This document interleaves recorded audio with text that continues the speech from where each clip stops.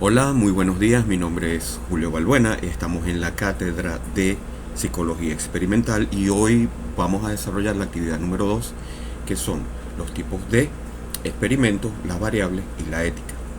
Continuemos. Vamos a ver los cuadros que tenemos acá preparados, ¿ok? Donde explicamos los tipos de experimentos dentro de la psicología experimental, ¿ok?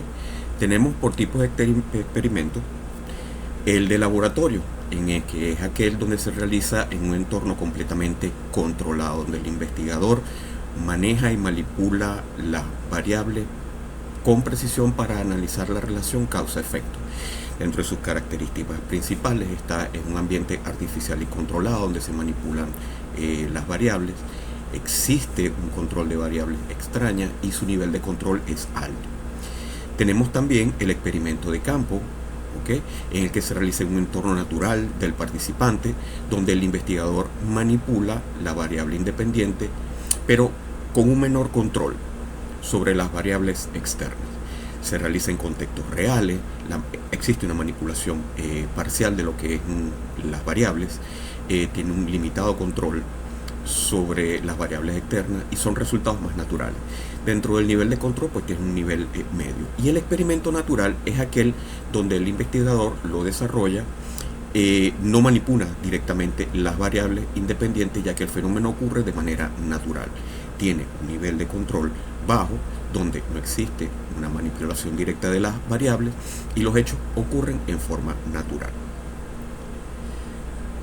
Vamos a las variables dentro de la investigación psicológica. Tenemos tres tipos de variables: independiente, dependiente y la variable de control. La independiente es la variable que el investigador manipula o modifica, ¿okay?, para observar su efecto sobre otra variable, ¿okay?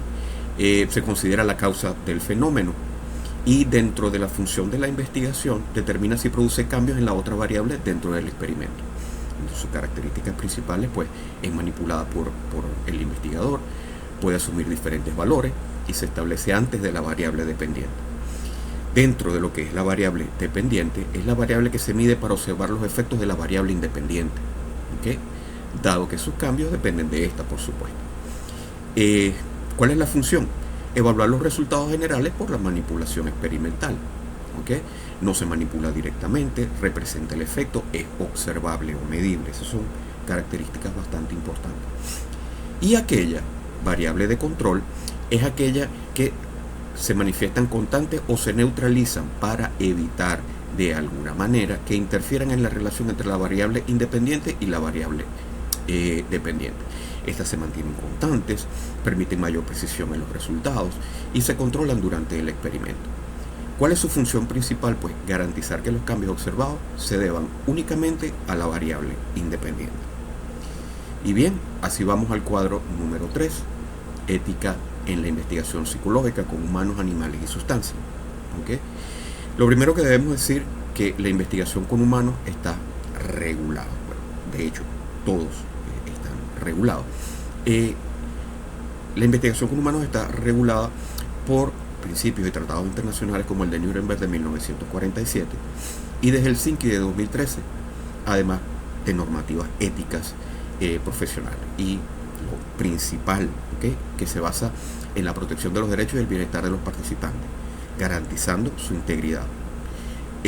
¿Cuáles son sus principales características? Bueno, tiene que tener un consentimiento informado, derecho a retirarse del estudio, protección de la privacidad y de la confidencialidad y la evaluación de riesgos antes del estudio.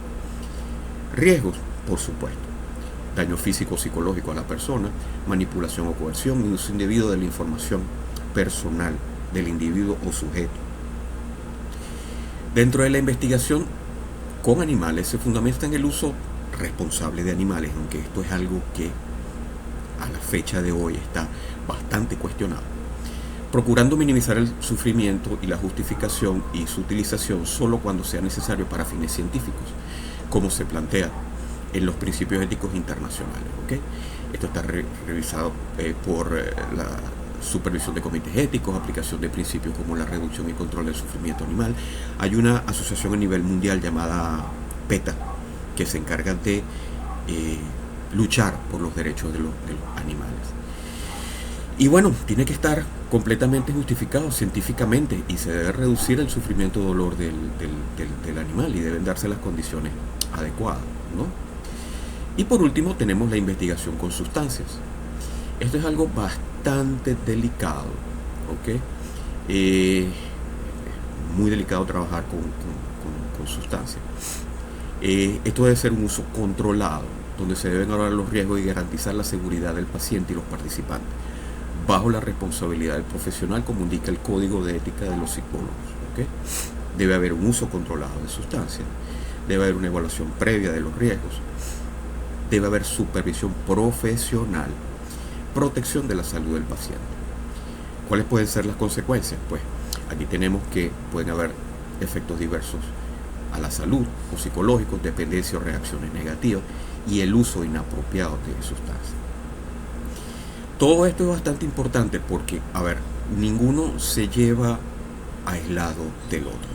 Todos tienen unas premisas metodológicas en las cuales nosotros debemos tener en cuenta para realizar nuestras tareas investigativas.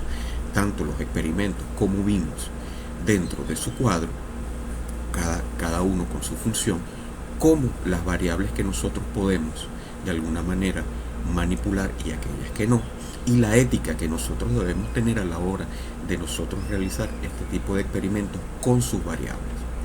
Bueno, muchas gracias. Feliz día.